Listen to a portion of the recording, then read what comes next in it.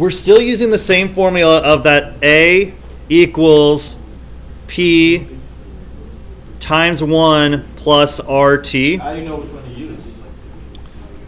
It's a good question. It's based off of what information you're given. So in this case, it says we're determining interest rate, and it tells us that we borrow $2,500 and promise to pay back $2,655. This is our key right here. That $2,655. If we're talking about something that's going to happen in the future, like we're going to pay them back in the future, this right here is our future value. And if you're given the future value, or you're told to look for the future, to find what the future value would be, that's how you know that you're going to use that A equals P times 1 plus RT. Anytime they reference something happening in the future, where you actually either know the number that you're going to be paying back in the future, or you know the number you're going to be getting in the future, that tells you that this is the equation you're going to use. If they don't use if there's nothing involving the future value, they don't say anything, you're not finding what your future value is going to be. Say you just want to know how much interest you're going to earn off of something, that's when you use the I equals PRT. So it mentions the future value, that means we're going to be working with this formula. That's a good question. I'm glad you asked that. All right, so we're looking here at this formula. So again, I'm going to identify the pieces for this. I'm going to identify them over here. So A is our future value. What we want to look for whenever we're trying to find a future value is we're looking for something that's going to happen at some point. Whether it's we need to know how much money we're going to get in the future or have to pay in the future, or if we already know what we're going to be paying in the future. In this case, we've promised to pay back $2,655, so that is going to be my future value. That's how much I'm going to be paying back to this person. My principal is how much that I'm borrowing to begin with. So in this case, I'm borrowing $2,500. These are both dollars. My rate, I'm looking here and I don't have a percentage. So I actually, then it tells me I need to find my simple interest rate. So this is where I'm looking for. This is my question mark. I don't actually know what my rate is. And you gotta look for Tom. Well, then if you look in here, what does it say? Is there a time listed on there? No. Are you sure? Where? Yeah, it looks kind of funny, don't It is kind of hidden. It's on the second line, very beginning of the second line, where it says 6 months. So our time is 6 months, but again, that's in months, not years. So we need to go ahead and divide that by 12. Well, you'll find it's 1/2 or 0.5 years. So I'm going to use 0.5 in this spot. Not all of these are going to be in months. I just chose examples that had months just to make sure we knew exactly what we were doing with it.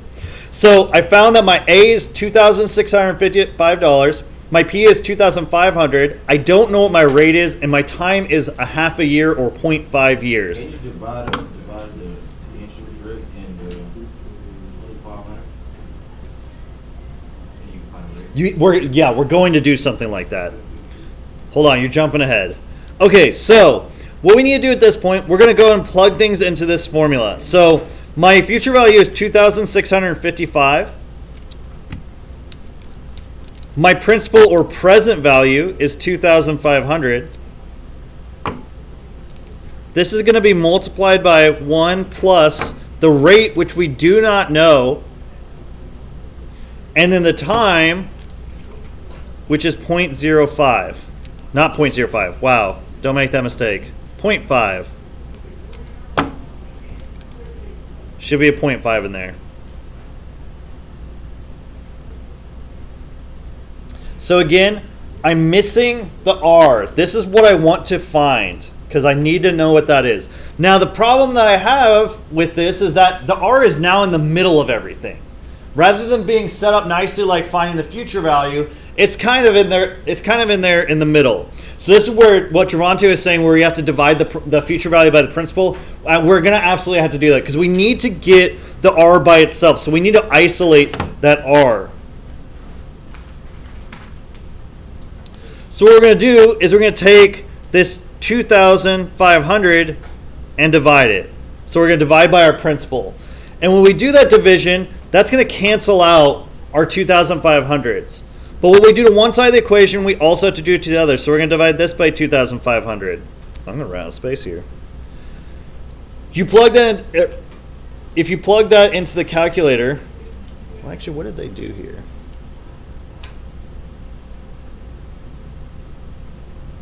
Oh, they did that differently than I would do it. That's okay. We're going to do it this way. There are a couple of ways you could do this. I think this is the better way to do it. So if we do that division, 2,655 divided by 2,500, it's going to give us 1.0, and I would actually write down the decimals. 1.062 is what I would go ahead and make sure we write that down. So this comes out to be 1.062, and that's going to equal 1 plus R times 0.5 is what's going to be left over.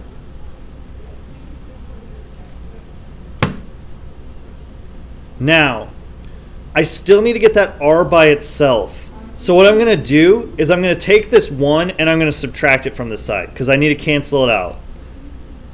That will cancel out our 1 on that side. And what I do I have to do the exact same thing to the other. So I'm going to subtract by 1 from 1.0625. Or sorry, 0.062, no 5 there. And what that's going to end up becoming is 0.062, and that's going to be equal to our time of 0.5 times our rate that we do not know. So we have 0.062 equals 0.5 R. And then you just divide it by 5. Then you can divide it by not 5, but 0.5. Divide by 0.5. And what we do to one side, we have to do to the other. The 0.5s there will cancel out. 0.062. 0.124. That's what I get as well. 0.124. So R equals 0.124. Or if you convert it to its percentage format, that's 12.4%.